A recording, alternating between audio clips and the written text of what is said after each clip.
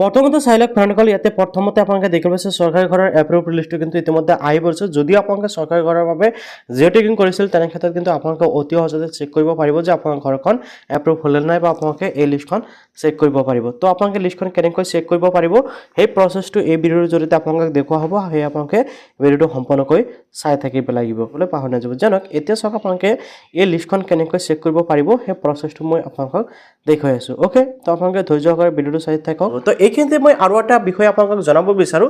চ' আপুনি চৰকাৰী আঁচনিসমূহৰ লগতে কিন্তু আপুনি যদি বিচাৰে ঘৰত বহি কিন্তু পাৰ্ট টাইম জব কৰি প্ৰতিদিনে আপোনাৰ 500ৰ পৰা 1000 টকা এটা ইজিলি ইনকাম কৰিব পাৰিব। আৰু মই অলৰেডি ইনকাম কৰি আছোঁ, যাৰ ইনকাম প্ৰুফ মই আপোনালোকক এতিয়া দেখুৱাই আছোঁ। পেমেণ্ট প্ৰুফটোত চাই লওক, ইয়াতে কিন্তু মোৰ 31 ডিচেম্বৰ তাৰিখে ইয়াতে চাওক, মই অ'পেন কৰি আপোনালোকক আকৌ দেখুৱাই আছোঁ। ইয়াতে চাওক 31 ডিচেম্বৰ তাৰিখে মোৰ 17,340 টকা মোৰ বেংক একাউণ্টত ক্ৰেডিট হৈছিল। আপোনালোকে নিশ্চয় দেখিবলৈ পাইছে। এতিয়া মই এপছটো অ'পেন কৰি দেখুৱাই আছোঁ। চাওক মই এপছটো অ'পেন কৰিছোঁ, মই ট্ৰেনজেকশ্যন অপশ্যনত ক্লিক কৰিলোঁ। ট্ৰেনজেকশ্যন অপশ্যনত ক্লিক কৰাৰ লগে লগে ইয়াতে চাওক মই 25,500 টকা উইড্ৰ লগাইছোঁ। আপোনালোকে দেখিবলৈ পাইছে।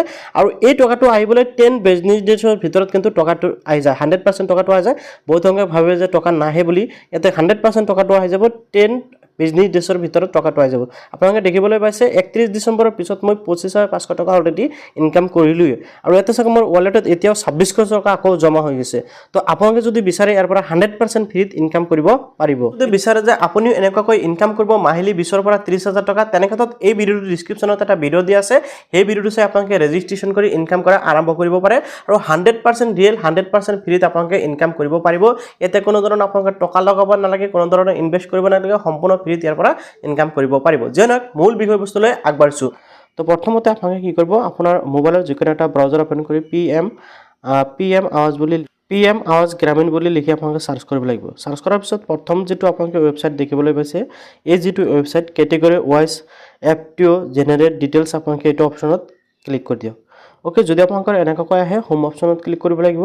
হোম অপশ্যনত ক্লিক কৰাৰ পিছত আপোনালোকৰ সন্মুখত এনেকুৱাকৈ আহি যাব। এতিয়া জাষ্ট আপোনালোকে কি কৰিব লাগিব, এই যিটো অপশ্যন আছে আৱাজ ছফ্ট নামৰ অপশ্যনত ক্লিক কৰিব লাগিব। দেন আপোনালোকে ইয়াতে ৰিপৰ্টছ অপশ্যন দেখিব আছে, ৰিপৰ্টছ অপশ্যনত ক্লিক কৰিব লাগিব। ৰিপৰ্টছ অপশ্যনত ক্লিক কৰাৰ পিছত আপোনালোকৰ সন্মুখত এনেকুৱাকৈ লিষ্ট ওলাব।